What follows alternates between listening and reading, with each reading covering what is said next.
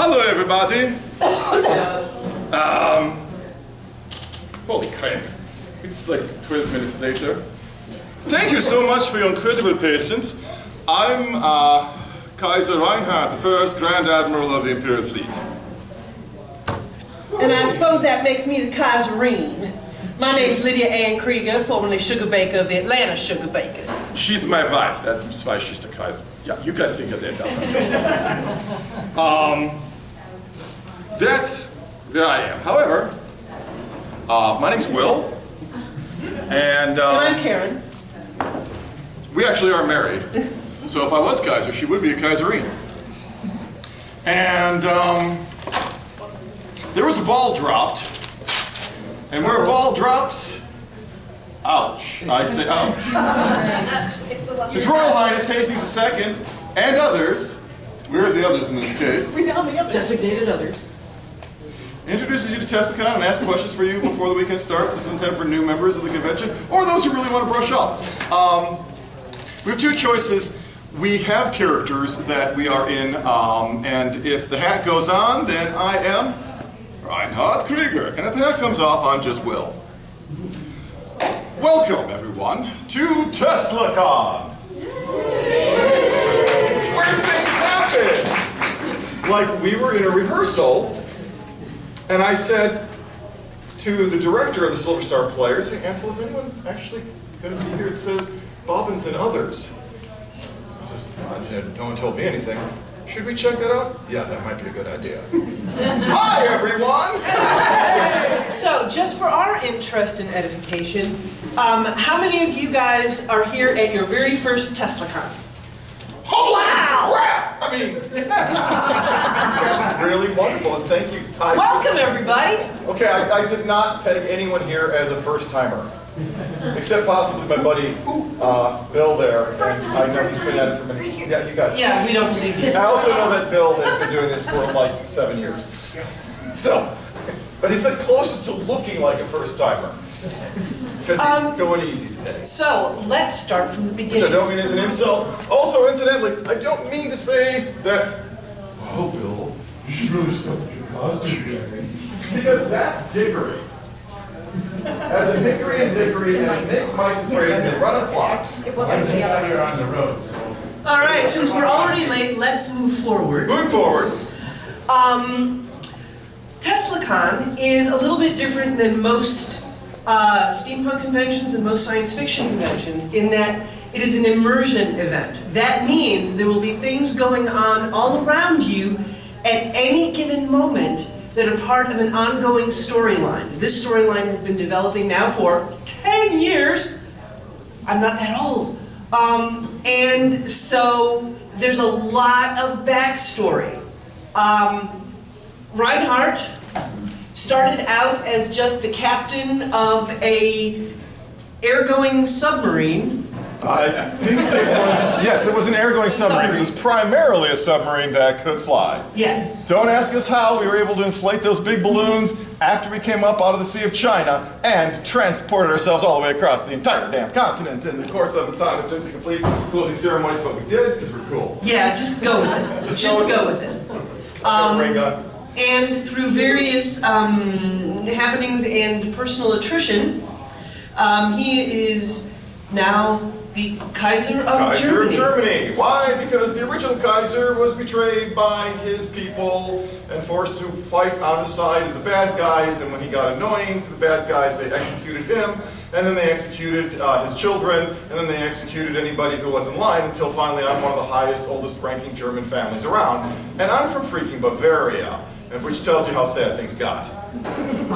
I was also the Baron Munchausen from the family lines of Munchausen asked me about that sometime later. We don't have time for that now because we have to cover an entire universe. Yes.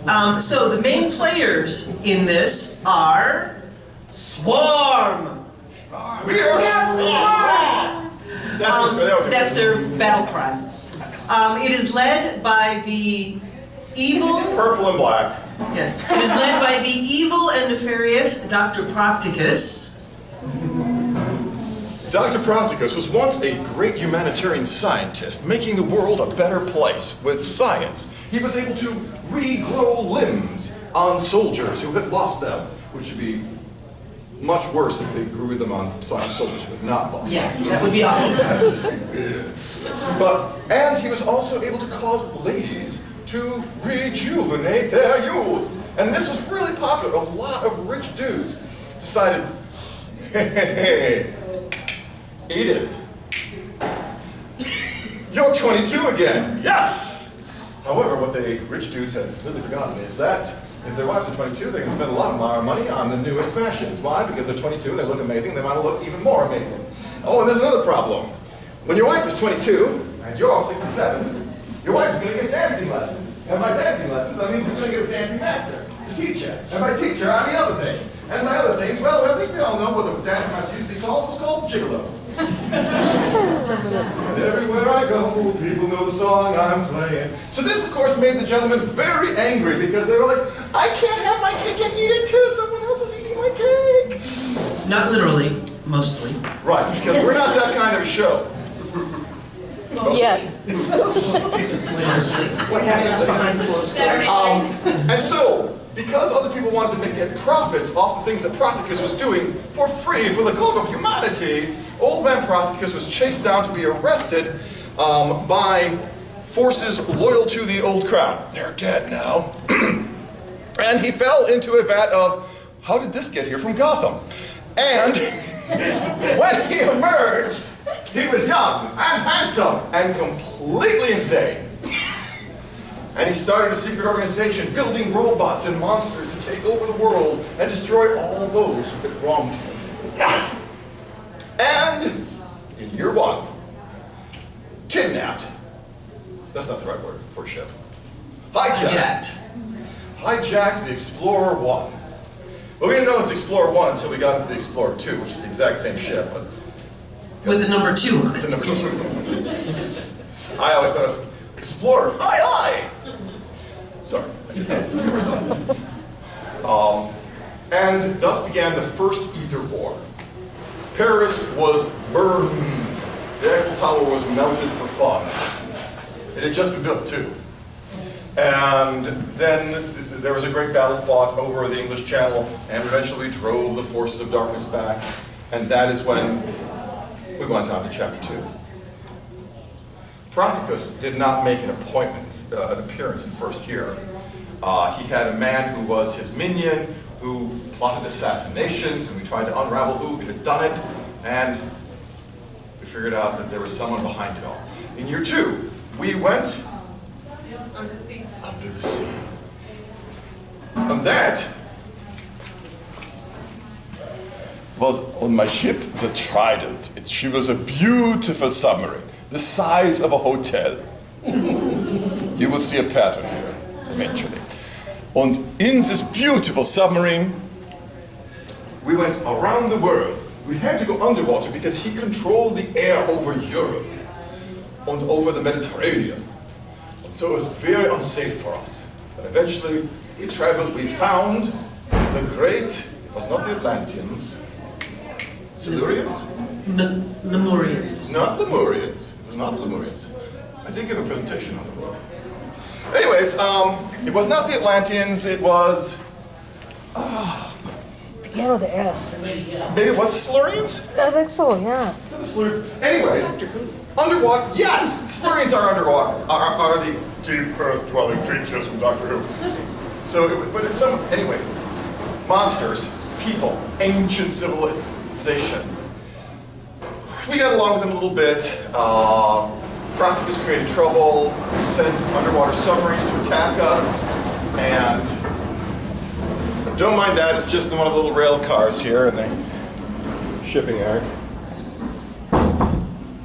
And there was a great battle, and in that battle, you could see the ship was being rocked, there'd be arrows going this way, and we'd all go, oh! And crowd, like a few hundred people, exactly. Whoa, let's try this. Whoa! Oh! So you guys could fit naturally in Vessel 2. During that time, one of our performers, Heath House, was the Aquilon! The Aquilon ambassador. That's who he was, and that's the name of the people. And he was great. He had a full prosthetic over his head with little droopy cow butter gill things on there that we made horrible jokes about. And when he went to the fancy dinner, he had one of those things with the little yogurt bubble things in there. And Bubble tea. Bubble tea, and that's what he ate. Oh, these fish eggs are delicious. And so he would talk through that. We had a great time. We got the magical MacGuffin, which was a crystal from the Far East that would allow us to, because year 3 was the moon, correct? Yep. Yes. Okay. Allow us to do the complex navigation to guide ourselves out of the atmosphere into the moon. But the evil Dr. Procticus kidnapped Bobbin's wife. This is the last time we'll ever see her, by the way. I mean, First and last time. She'll be rescued, and we never see her again. Kidnapped her and said, "You will take me to the moon, Bobbins. I know you're up to something, and you're going to take me along, or your wife is in mortal peril." That's how he talks. No, he doesn't. And so we took him along to the moon, and we got into a spaceship that was loaded into a cannon, just like in the Méliès film. And they shot us out of the cannon in a ship the size of a hotel. I mean, you'd think maybe we wouldn't need to bring a pool to outer space. But you'd be wrong. But you'd be wrong. And why go to outer space if you can't bring 1,000 of your best friends with you? And a marketplace for people to shop at. And booze. And booze. And some more booze. And yeah. And a ball. And a ballroom. Because these are things you need in spaceships. We have them all in this train, too. This train, the size of a hotel. Wait, we didn't have a pool that year to take to the moon. Oh, no, 3? We were here, weren't we? Yeah. Yeah, 3 were here. So we had it when we were on the moon. We didn't have to take it with us. The other hotel didn't have one. No, we were here for year 3. We were here for year 3. Yeah, 2 was the Year 2 we Sheridan. did not. Year 2, okay. Yeah, year 2 we did not have the hook. We're not at this site. We had a different ship. So we get to the moon, Hotel. and the bad guys, which include our friends the Prussians, who's some wonderful, wonderful people to play with. They're one of the subdivisions of Swarm. Swarm has several different factions in it. The Prussians are one faction, the Batons are another. The Prussians specialized in giant mechanical combat bots and cannons and machine guns and things you expect from Germans. The Batons are a magical race. They're not sticks in the mud. Well, no, that's me. They're batons. Yeah, they are sticks. But that's literally what baton means. They are magical creatures, and they have the ability to create discord. And when they feel discord, they get happy. I had an example in an earlier presentation. Nothing makes a baton more happy than to hear a child crying in a restaurant.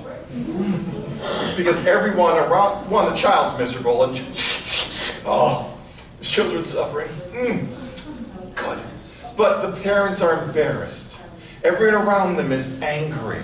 When one guy loses his temper, with a child, his wife is embarrassed of him and his reaction to the child. How can I marry this ass? How do I tell him we're going to have a child? Bum, bum, bum. And this is literally, Golden Corral for a baton. They're an energy vampire, but it's a very specific type of energy. It's negative energy. So the more miserable they can make you, the better they like it.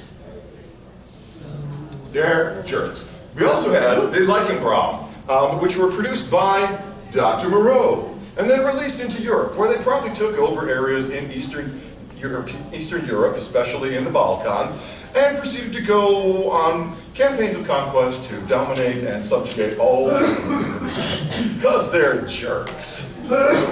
But they can still be distracted by a thrown stick. Yes.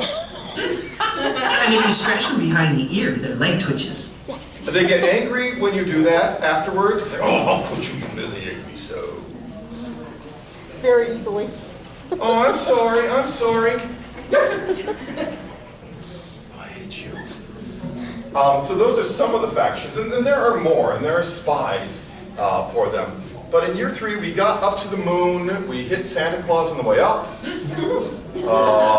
We killed Dancer, but he was really yummy. He was yummy. But then it turns out there was no secret on the moon. Well, the secret was that there were moon people on the moon, the Selenites. I remember their name.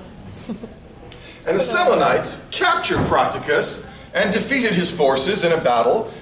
They were portrayed by Muppets on screen, and there was a lot of great deal of fun. Yes. And Phenomena. Phenomena. And so Practicus was imprisoned in a Selenite zoo, where the young of their people could look and laugh at the strange human. And of course he was always furious, and they just thought it's funny because look at the angry monkey. And to someone from the moon, we're all angry monkeys. Well, he was stuck there all the way through, what was year 4? Congress. Congress of Steam, and his Prussian buddies figured out, using technology that we good guys had developed, how to get him off of the moon. And so at the end of Congress of Steam, where we were there to figure out what steampunk was all about, and the answer is, it's whatever you want it to be about. Unlike cosplay, where, you know, this is what Princess Ming looks like. This is steampunk. What you dress as is absolutely correct for what you are. No one can say that's not what you look like. Like, really? I'm pretty sure I put these pants on, so I guess these are the ones I'm supposed to have on.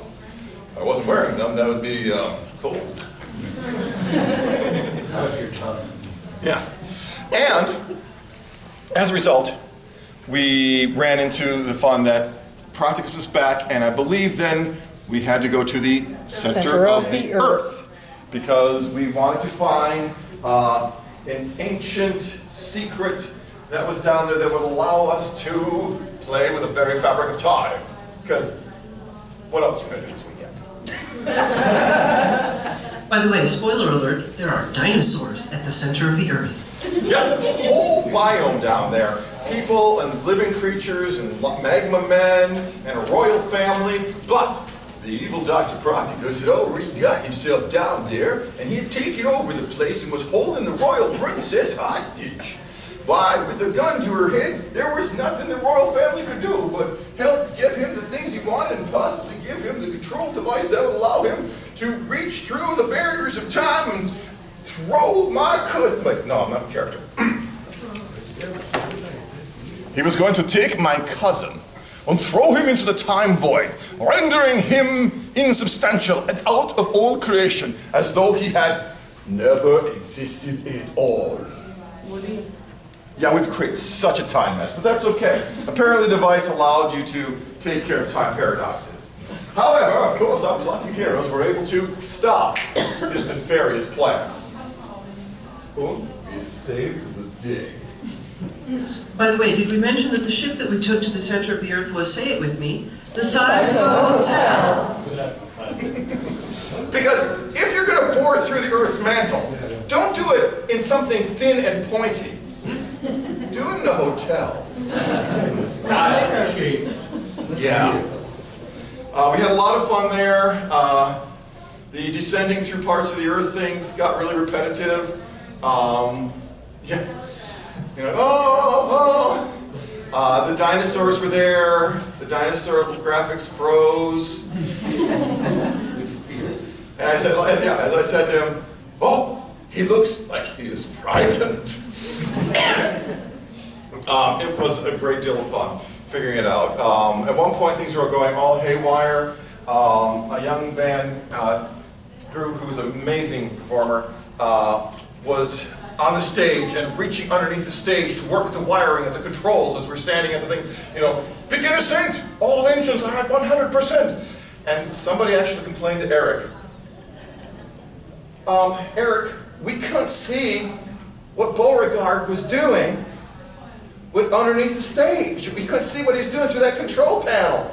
I'm like, he was reaching under the stage. There's nothing there. Yeah. So this is my proof that I perform with some really freaking amazing people, because he conveyed to a couple people that lying on his belly going, I've got it, I've got it, meant there was something down there. They actually believed we had a set built underneath there. And That's our boy. that's our boy. Now, unfortunately, or fortunately, our boy did meet a beautiful woman from the future. Yes, Totes. time traveler.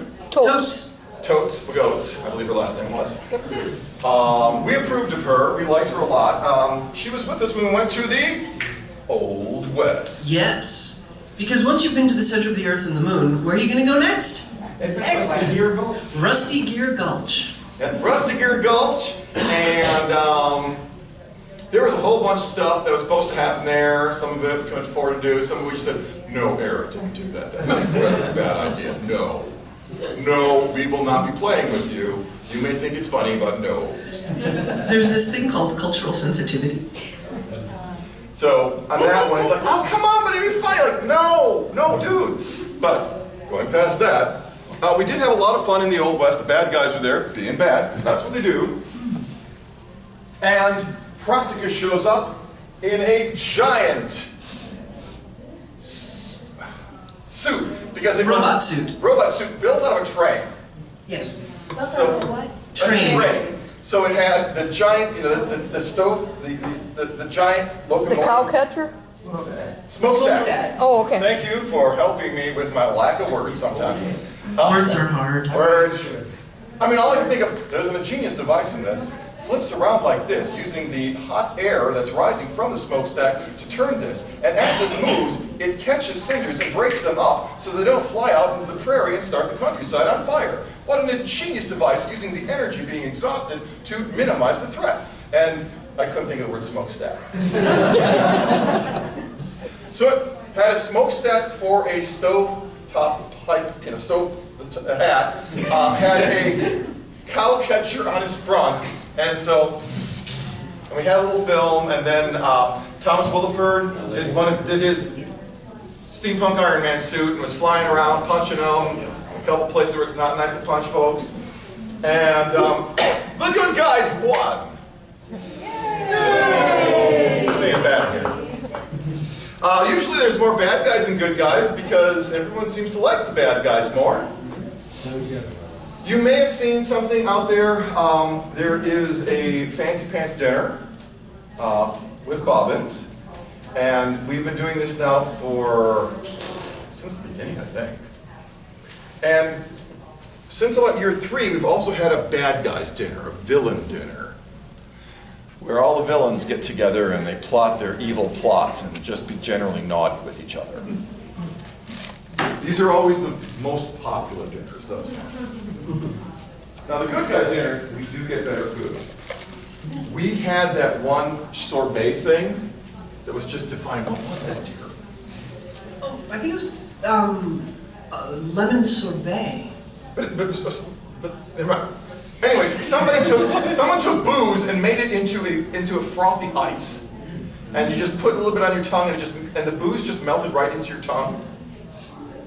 And then the tongue is feeling awful. I have the happiest tongue in the world right now. I exaggerate. But it was delicious.